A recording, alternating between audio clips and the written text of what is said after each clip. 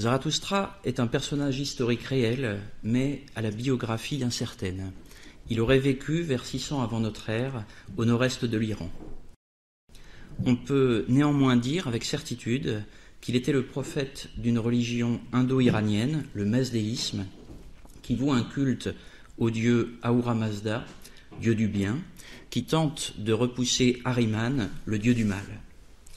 Zarathustra est ainsi principalement connu pour le dualisme, c'est-à-dire la séparation en deux, dualisme qu'il prône entre le bien et le mal, étant en cela l'instigateur d'une forme de manichéisme, cette forme de religion qui reconnaît deux grands principes opposés. Mais parler de Zarathustra, c'est bien sûr parler de Nietzsche, qui a écrit entre 1883 et 1885 « Ainsi parlait Zarathustra », un ouvrage devenu depuis très célèbre. Le Zarathustra de Nietzsche n'est pas le Zarathustra historique réel. Nietzsche ne veut pas propager la croyance mazdéiste en Allemagne, pas plus qu'il ne veut faire œuvre d'historien. En philosophe, il modèle son propre Zarathustra, il le façonne pour que son Zarathustra puisse rendre sensibles les grands thèmes de la pensée nietzschéenne, sans pour autant que Zarathustra ne soit à considérer comme le double exact de Nietzsche. Comment se présente alors, Ainsi parlait Zarathustra, le livre le plus célèbre de Nietzsche? Cet ouvrage est un récit composé de 4 grandes parties. À l'âge de 30 ans, alors qu'il médite en montagne, avec son aigle et son serpent pour seule compagnie, Zarathustra descend auprès des hommes pour prêcher. Les différentes parties du livre alternent ainsi les contacts que Zarathustra noue avec ses semblables et les retraits qui s'ensuivent. Ainsi parlait Zarathustra est un ouvrage déconcertant. Nietzsche l'a voulu ainsi, comme en atteste le sous-titre « Un livre pour tous et pour personne ». Un livre pour tous car son contenu est, d'après Nietzsche, crucial, car son contenu est censé être décisif pour l'humanité. Un livre pour personne, dans la mesure où c'est un livre énigmatique, secret, qui suggère plus qu'il ne dit explicitement. C'est effectivement un ouvrage à interpréter. Ce livre déroute, car il fait appel à une symbolique étrange, avec notamment un bestiaire complexe. Les animaux les plus célèbres de Ainsi parlait Zarathustra sont ainsi l'aigle, le serpent, l'âne, les tarentules. Ce livre surprend également en raison de l'utilisation de personnages complexes, qui semblent parfois issus des mythologies nordiques dont se nourrissent les opéras de Wagner, par exemple le nain, le magicien, le devin. Surtout, le style de l'ouvrage est inclassable. Zarathustra s'exprime par images, métaphoriquement, ce qui peut être perçu comme une provocation dans une Allemagne fortement marquée en philosophie par les styles conceptuels denses et en cela difficiles d'accès de Kant et Hegel. Alors, poésie en prose, récit allégorique, les textes de Ainsi parlait Zarathustra résistent à l'analyse. On peut tout de même constater que cet ouvrage est une sorte d'évangile selon Nietzsche. Les allusions à la traduction allemande de la Bible par Luther sont très nombreuses, mais il s'agit de modifications radicales de la parole des apôtres et du Christ, et même le plus souvent d'inversions. Les paraboles de Zarathustra sont intempestives. On l'aura compris, Ainsi parlait Zarathustra sème la perturbation parmi les étiquettes commodes, c'est-à-dire que cet ouvrage dépasse les classements préconstruits. Pourtant, une lecture même superficielle permet d'affirmer que cette œuvre constitue un apport indéniable à la thématique de ces journées nantaises, c'est-à-dire à l'attention portée au verbe croire. Dans un ouvrage paru plus tard, en 1887, et intitulé « La généalogie de la morale », Nietzsche écrit de Zarathustra qu'il est Zarathustra le sans-dieu, Zarathustra dem Gottlosen, au paragraphe 25 du second traité. Zarathustra serait-il alors le prophète de l'athéisme? Ce serait pour le moins paradoxal, car il s'agirait d'une contradiction dans les termes, prophète-athéisme. Mais ce serait apparemment très probable, si l'on s'en tient au prologue d'Ainsi parlait Zarathustra, le paragraphe 3. Je cite « Je vous en conjure, mes frères, restez fidèles à la terre et ne croyez pas ceux qui vous parlent d'espérances supraterrestres. Ce sont des empoisonneurs qu'il le sache ou non.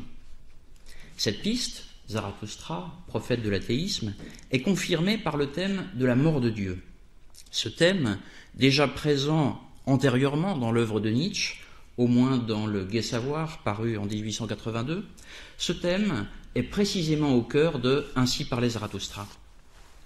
De plus, Nietzsche a critiqué le christianisme, la religion prépondérante à son époque, et ce, à maintes reprises.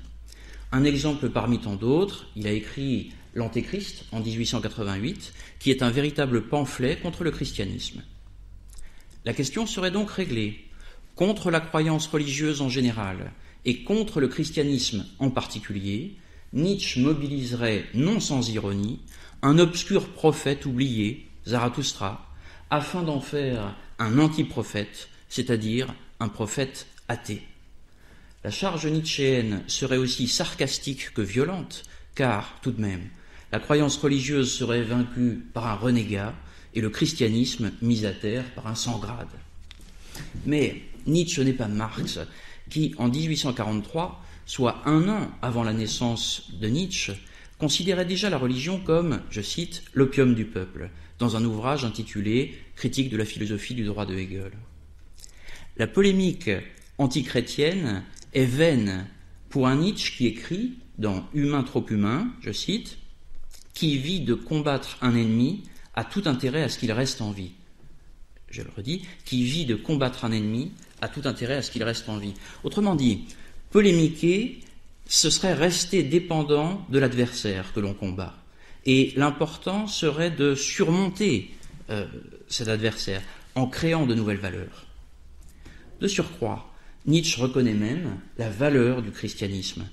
Ainsi, dans la mesure où le christianisme est de fait un retournement de l'homme contre ses instincts, sur le mode de la culpabilité et de la mauvaise conscience, l'homme est devenu, selon Nietzsche, à partir du christianisme, l'animal le plus intéressant, car il s'est créé une intériorité riche. On trouve cela donc dans la généalogie de la morale, premier traité, paragraphe 6, et dans l'Antéchrist, paragraphe 14. Le verdict est donc plus nuancé que certaines formules tapageuses le laissent immédiatement penser. On objectera que Zarathustra est tout de même l'annonciateur de la mort de Dieu, j'en parlais il y a quelques instants. Soit, mais que signifie alors cette expression, souvent citée sans être bien éclaircie ? Déjà, la mort de Dieu implique une existence préalable de ce Dieu, car ne peut disparaître que ce qui existe d'emblée. Pour autant, il est possible d'affirmer que Nietzsche ne se soucie pas de l'existence ou de la non-existence comme telle de Dieu. C'est la fonction de l'idée humaine de Dieu qui l'intéresse. Au mieux, Dieu peut être l'expression de la vitalité d'un peuple, comme dans le polythéisme grec, où les dieux accompagnent la vie, servent la vie qui veut s'intensifier. Mais Dieu, à l'inverse, peut être le fruit inquiétant de l'esprit revanchard, d'une faiblesse qui n'arrive pas à se surmonter, c'est-à-dire qui n'arrive pas à se créer des conditions de vie fécondes. Au pire, donc, Dieu serait alors l'instance consolatrice d'esprits géniards en quête de béquilles. Au vu de ces deux cas de figure opposés, on ne peut constater que, pour Nietzsche, l'idée de Dieu n'a pas de valeur fixe. Elle n'est que le symptôme d'un type de vie qui soit surabonde dans l'ordre du trop-plein de force, soit convoite dans le sillage d'une faiblesse chronique, autrement dit d'un vide ou d'un manque, qui cherche à s'emplir par tous les moyens. Nietzsche constate cependant que ce cadre est de plus en plus en décalage vis-à-vis de la réalité, dans la mesure où l'idée de Dieu disparaît de plus en plus de la conscience des hommes à son époque. On pourrait s'attendre alors à un cri de joie de Zarathustra le sans-Dieu.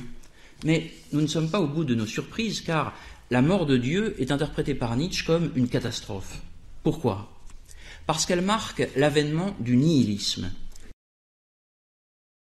Qu'est-ce alors que le nihilisme ?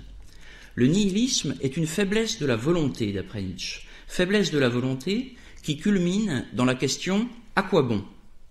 Dieu est mort, il n'y a pas d'ordre divin, et donc pas de valeur transcendante, c'est-à-dire supérieure.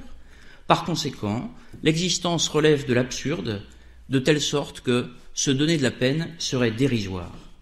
Le nihilisme, d'après Nietzsche, est un athéisme faible, c'est-à-dire un athéisme qui nous fait végéter. Contre cet athéisme faible, Zarathustra est le prophète de Dionysos. La formule préalablement citée, Zarathustra le sans Dieu, signifierait donc Zarathustra le sans Dieu des chrétiens. Le Dieu des chrétiens a pu produire le caractère intéressant de l'homme, son intériorité riche. Mais, à présent, d'après Nietzsche, la civilisation réclame une nouvelle conception de Dieu que condense Dionysos. Mais alors, comment caractériser cette divinité ?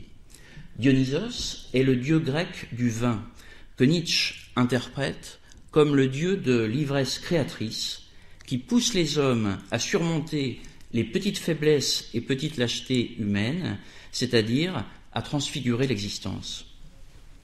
Mais il ne s'agit pas de construire un nouvel idéal, nécessairement mensonger. Dionysos ne promet rien. Le fond de l'existence est souffrance, ce qu'il faut reconnaître sans larmoyer, et même en sachant rire. Mais alors, dans la mesure où il met en scène Zarathustra, le prophète de Dionysos, peut-on dire de Nietzsche qu'il valorise une nouvelle foi ? Une nouvelle foi, mais pas au sens de Glauben, ce verbe allemand qui peut signifier croire, au sens de la foi dans l'ordre de l'espérance. Il s'agit de se doter, ici et maintenant, d'un avenir terrestre sans aucune perspective eschatologique, c'est-à-dire sans aucune perspective centrée sur la fin des temps ou le jugement dernier. Pour Nietzsche, il n'y a que l'ici-bas. Une nouvelle foi, mais pas au sens de Fürwahrhalten, tenir pour vrai. Nietzsche ne se situe pas dans la perspective de l'adéquation, c'est-à-dire de la vérité. Il se situe dans la perspective de la valeur, autrement dit, dans la perspective de l'intensification de l'existence. On peut ici citer le paragraphe 4 de Par-delà bien et mal, de Nietzsche donc. Je cite : « La fausseté d'un jugement ne suffit pas à constituer à nos yeux une objection contre ce jugement. La question est de savoir jusqu'à quel point il favorise la vie. » Autrement dit, peu importe l'erreur, si elle est féconde pour l'existence. Mais alors, quelle foi serait ici valorisée ? On pourrait dire que Zarathustra, parce qu'il est le prophète de Dionysos, est le prophète d'une foi sans morale. Mais que signifie morale dans ce contexte ? Pas simplement une codification des conduites, mais plus radicalement le dualisme, séparation en deux, entre ce monde, qui est la seule réalité, et l'idéal que les hommes inventent. Les hommes l'inventent grâce au pouvoir qu'a le langage de créer des fictions en inventant des mots comme le bien, ce qui permet ensuite, hélas, de juger et de dévaloriser le seul monde qui existe. La morale crée de toutes pièces des veaux d'or, comme dans l'Ancien Testament, c'est-à-dire des idoles, comme ce que Nietzsche appelle les idées modernes, parmi lesquelles notamment le progrès, alors que pour Nietzsche, la souffrance est le fond de toute vie, conformément à une vision tragique que chante Dionysos.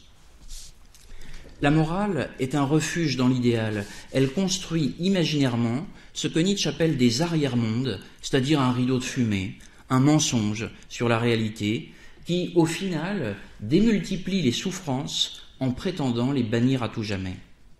La foi esquissée ici est foi terrestre, sans Dieu rédempteur. Elle est affirmation du tragique, sans échappatoire. Mais cela n'est pas triste. Apprenez à rire, dit Zarathustra. Zarathustra est alors le prophète de Dionysos comme dieu du sensible, c'est-à-dire dieu de ce que Nietzsche appelle la terre. C'est cette perspective qui explique pourquoi Nietzsche jette son dévolu sur le personnage de Zarathustra. Nietzsche s'en explique dans une œuvre rédigée en 1888, Ecce Homo, en un passage où l'on voit bien que Zarathustra n'est pas le double exact de Nietzsche. Je cite : « Zarathustra est le premier à avoir vu dans le combat du bien et du mal le vrai rouage moteur des choses, la traduction de la morale en langage métaphysique, comme force, cause, fin en soi, est son œuvre à lui. C'est Zarathustra qui a créé la plus fatale des erreurs, la morale, Par conséquent, il doit aussi être le premier à reconnaître cette erreur. Me comprend-on? L'autodépassement de la morale par la véracité, l'autodépassement du moraliste en son contraire, en moi, voilà ce que signifie dans ma bouche le nom de Zarathustra. Autrement dit, Zarathustra, parce qu'il a créé la morale, doit revenir sur scène sous la plume de Nietzsche afin de reconnaître son erreur. Zarathustra esquisse alors une existence non marquée par le dualisme monde-arrière-monde. Il personnifie donc une existence, selon l'expression fameuse de Nietzsche, par-delà bien et mal. Alors, selon Nietzsche, croire, pourquoi pas? Pourquoi pas si croire n'équivaut pas à se mentir sur le caractère problématique et terrible de la réalité? Pourquoi pas s'il s'agit de croire non en un Dieu qui récompense et punit, mais en un Dieu tout autre qui pousse à l'intensification de l'existence? Après ce prologue, nous sommes alors à même de lire le début effectif de Ainsi parlait Zarathustra, les 3 métamorphoses de l'esprit, chapitre célèbre. Je donne le titre: Comment l'esprit se mue en chameau, le chameau en lion, et le lion, enfin, en enfant. Le chameau représente métaphoriquement celui qui porte la lourde charge du devoir moral. Le lion, par sa force, conquiert la liberté pour la création de valeurs nouvelles. L'enfant représente, d'après Nietzsche, l'innocence et la capacité d'oubli, ce qui permet d'acquiescer au monde, mais au monde comme jeu, c'est-à-dire sans jugement de valeur morale négatif. Je dois, dit le chameau, je veux, dit le lion, oui, dit l'enfant. La suite vous appartient. Bonne lecture. Merci à vous.